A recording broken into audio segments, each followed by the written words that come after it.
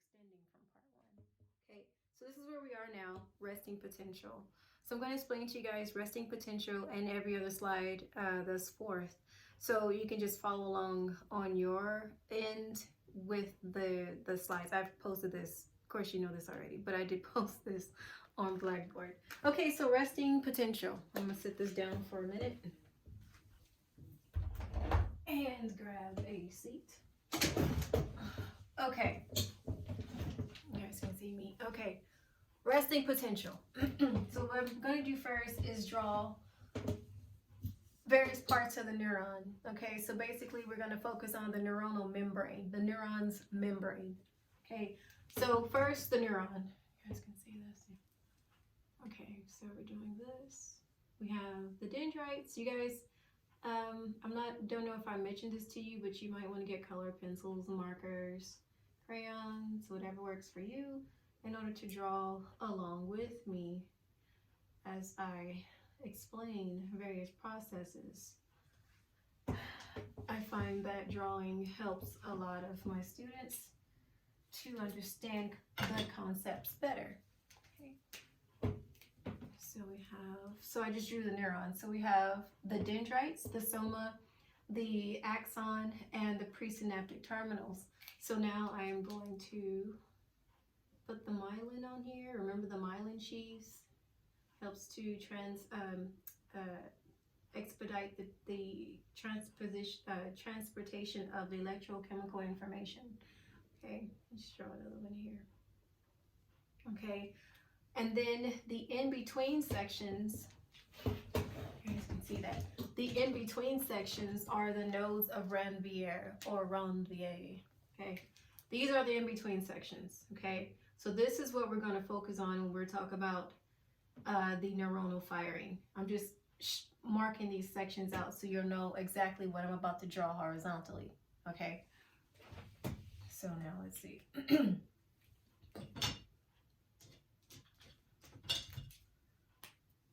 do it this way. So this is my whole neuron here. Make sure this is in the light. Can you guys see that? I can move up closer. Hold on. Let me adjust a bit.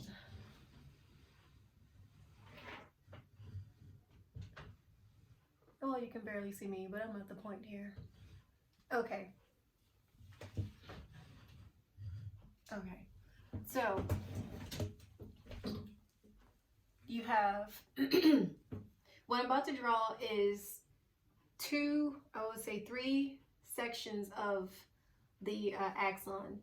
So it's going to look sort of something like this. So the first node of Ranvier section.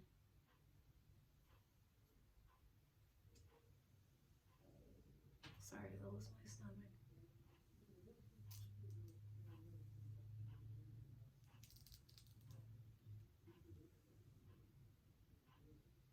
Okay.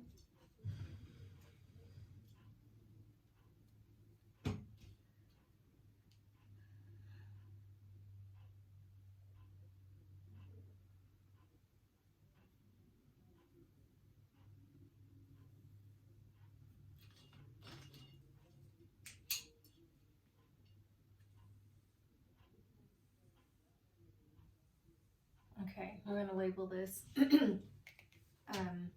outside. So this is, well, I'll show you in a minute.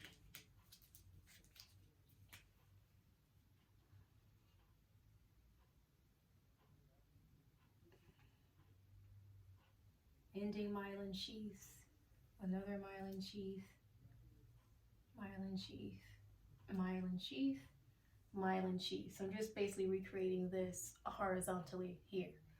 Okay, myelin sheaths. So in between we have channels. We have sodium and potassium channels. So these are the passive transports that I was speaking of when we were talking about the blood-brain barrier. So these are transports whereby various molecules, fat-soluble molecules, oxygen, water, what have you, can flow in and out of the across the membrane. to get its nutrients inside. Okay, so we need a key. We need a sodium key and a potassium marker. Okay, so I'll just put key up here. You have sodium, which is Na positive, means it carries with it a positive charge. Okay, and then you have potassium, which is K positive, carries with it a positive charge. So our sodium is going to be denoted by triangles, and our potassium is denoted by circles. Okay, so this is our little key here. All right. This part here is outside of the neuron, outside. Okay, and this part here, so this is also, this bottom part here is also outside. Okay, outside, outside. So this part right here, this whole section is like this. It's the entire, this is one section of the axon, okay? It's just that this is outside the axons and this is within the axon. And we get within the axon through these transports, these protein channels, okay? We'll say this channel transports sodium, so we'll just say Na positive, and this one does potassium, K positive. Same here, sodium, so only sodium can flow through and only potassium can flow through. So these are our sodium and potassium channels, okay? What I haven't drawn yet is the sodium potassium pump, okay? Let's do, I always have to make provisions.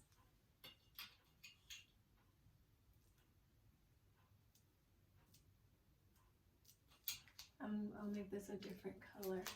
Let's see. Let's make the sodium potassium pump green.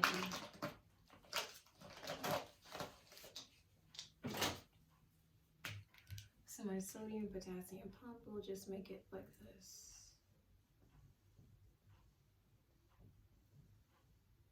And then we have another one.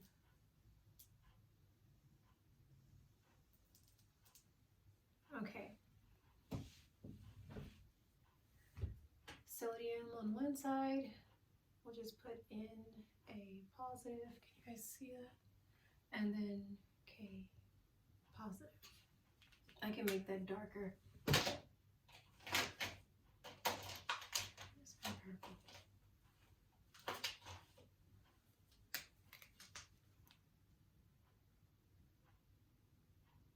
Sodium and potassium. Okay, so this is the sodium. We'll just put Na and potassium, K positive, pump, which is this structure here.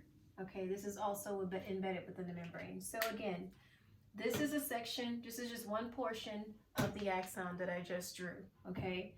You have the sodium pumps, the sodium channels embedded within the membrane. Okay, so the membrane is what separates the inside of the axon from the outsides of the axon. Okay, so you have the sodium channels and then you have the potassium channels embedded within the membrane, and whereby the sodium and potassium can flow in and out of the axon. Okay. You also have the sodium potassium pump. The sodium potassium pump, its job constantly pumps out it pumps out 3 sodium ions and it pumps back in 2 potassium ions.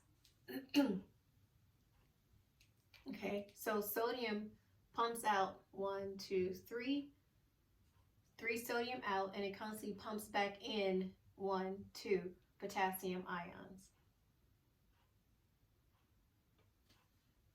Okay, I think I call these protein channels. I meant to say ion channels. Okay, so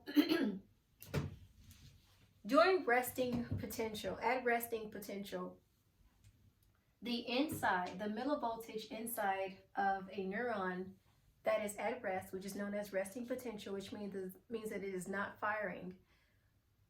It is at around negative 70 millivolts, give or take a millivolt or two. Okay, so at resting potential,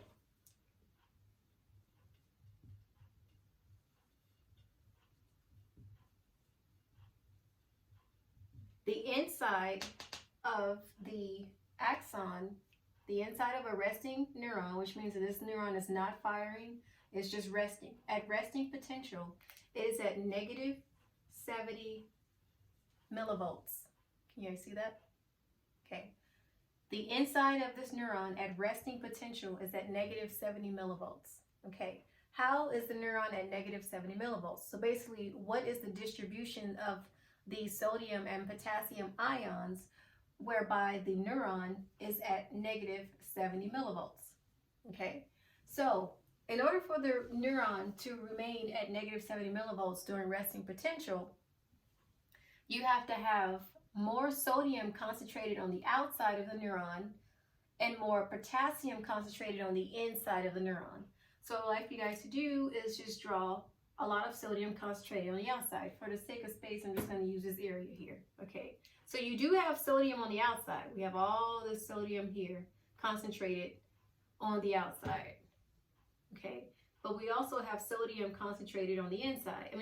Concentrated. We also have sodium on the inside, but nowhere near as much as the sodium that's concentrated on the outside. Okay. At resting potential, you also have potassium on the inside of the neuron. So you have potassium, which is denoted by the circles. Potassium at resting potential is concentrated on the inside of the neuron. Sodium ions are concentrated on the outside.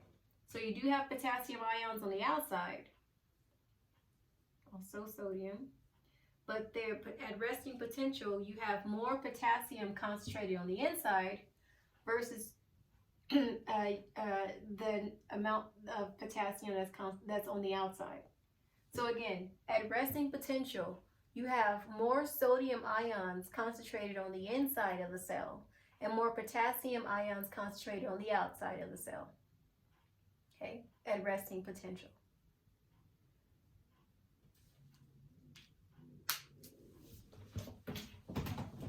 Hold on while I transition.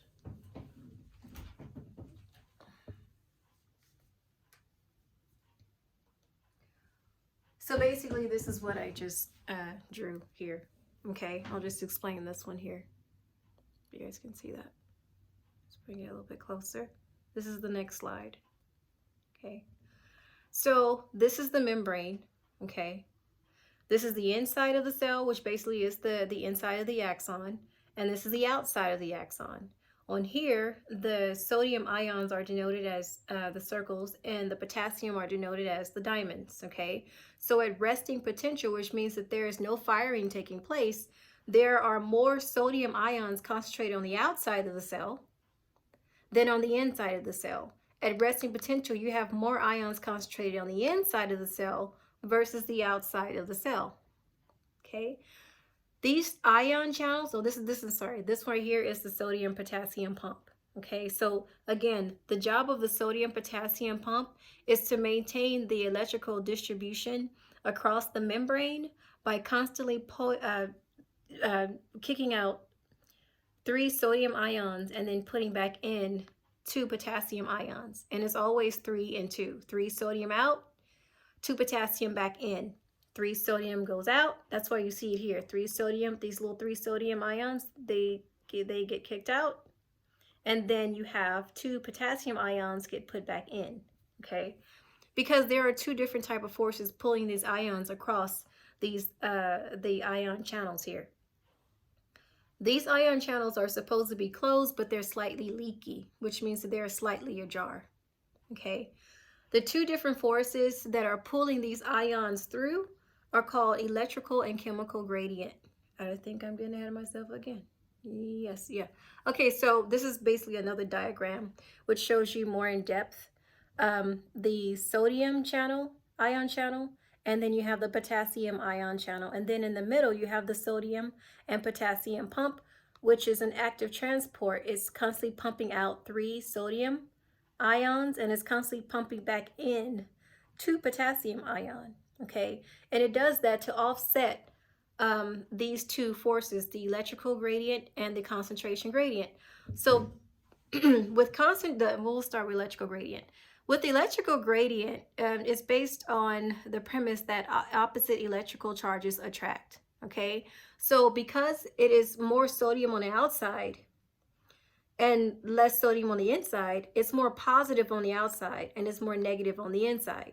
Now you might say, how is it more positive on the outside versus the inside if both of these ions have carry with it a positive charge?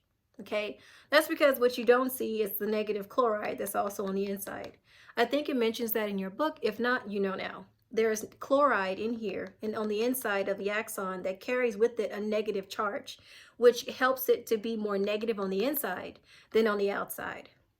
Okay, so the electrical gradient, opposite electrical charges attract. So because it's more positive on the outside, there's more of a positive charge on the outside than it is on the inside, is going to, opposite electrical charges attract. They're going to pull each other. So that means that sodium is going to travel inward and potassium is going to travel outward. Sodium is going to travel to a more negative environment and the potassium is going to travel to a more positive environment. Opposite electrical charges attract. They're going to switch. It causes them to pull each other through its respective ion channels here. Okay, so that's electrical gradient. Concentration gradient is based on the premise that when one ion is concentrated in one area, excuse me, it's going to move to a less concentrated area. Okay, it's just like a crowd of people. When it gets too hot, everybody's compacted in one room. It starts to get really hot. What do you naturally do? You migrate to an area where there's less people because it's cooler, more air to breathe, right? The ions do the same thing. It's just too crowded. We have to move to another area. Same here. Because there's more sodium concentrated on the outside, they move to an area where there's less sodium concentrated.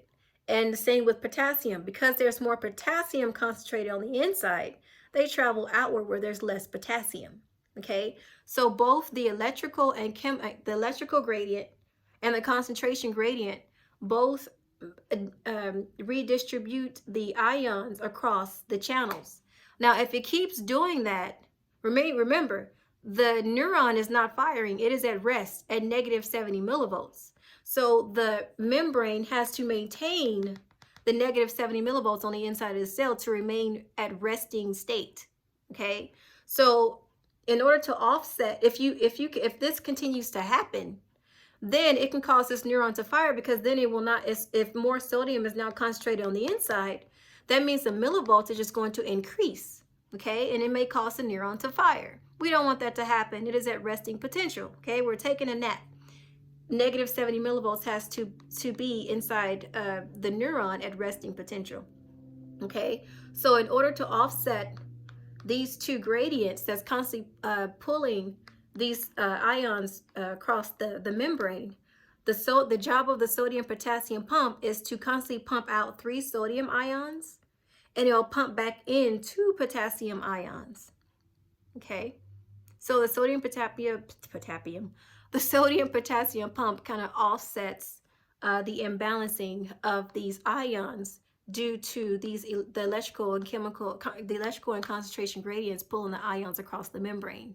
So it helps to maintain the neuron at resting potential, which is around negative 70 millivolts. Okay. So the action towards the journey towards the action potential. So at resting state, okay, the neuron is not doing anything.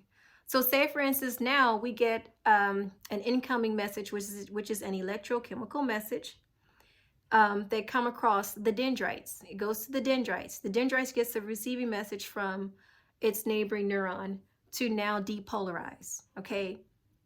So at resting potential, we were at polarized state.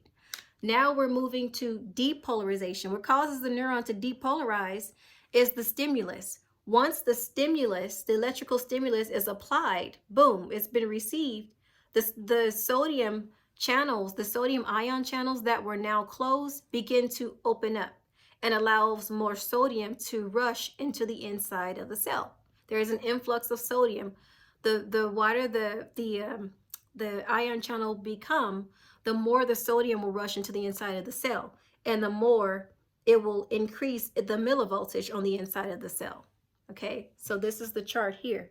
So first we were at -70. I hope you guys are looking at this on your end on the PowerPoint, your PowerPoint. So first we were at -70 millivolts. Okay, then, so this is resting potential. Okay, then we get an incoming stimulus, which causes the sodium gates to open slightly. Okay, once the sodium gates begin to open, there is an influx of sodium ions that rush into the insides of the cell. Okay, it causes the inside of the cell to reverse polarity. So now it's becoming way more positive on the inside of the cell than it was before at resting potential. Okay, if this continues, meaning that once, let's go to my board here.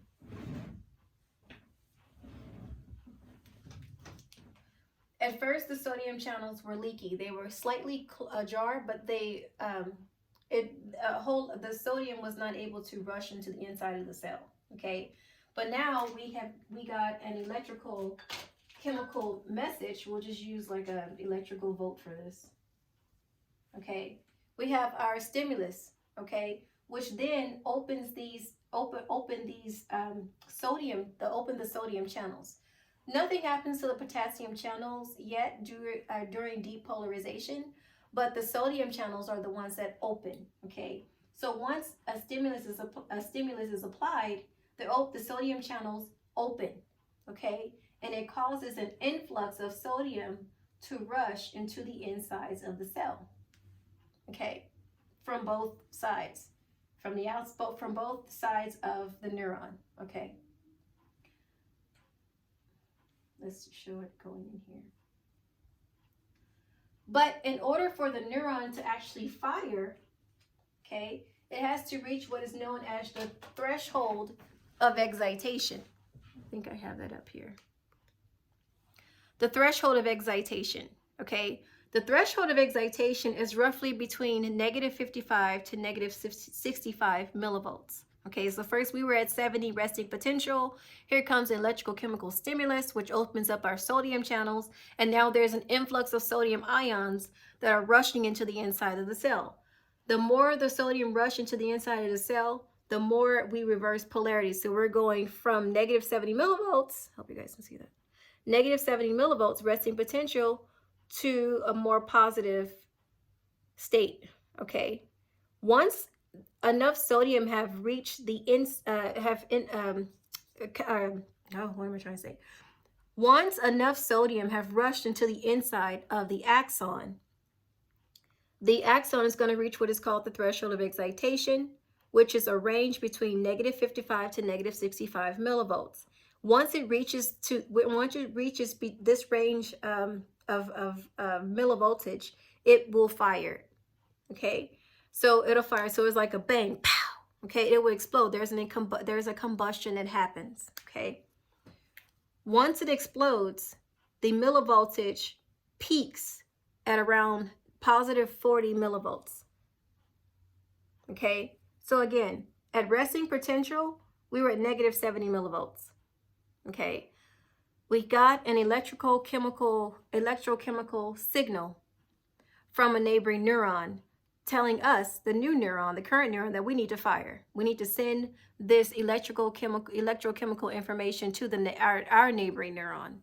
Okay, so what it does is the stimulus will open up the sodium ion gates. Again, at this point, nothing happens to the potassium ion channels. It is still leaky. Okay, they're closed but slightly leaky. Right now, the star of the show are the sodium ions. Okay. So once enough sodium ions influx into the inside of the axon, it causes the axon to reach the threshold of excitation, which is roughly between -65 to -55 voltages, and then it will fire. It has to reach the threshold of excitation before it fires. If it does not reach the threshold of excitation, the neuron will not fire. But once it does, it fires, and it fires with all its might. And it will reach what is called its action potential, which is the peak of the firing. So it's going to fire. Once you reach the threshold of excitation, it goes pow, all the way up like a firecracker, okay? And it's going to reach its peak. The peak is actually called the action potential. That is the peak, okay?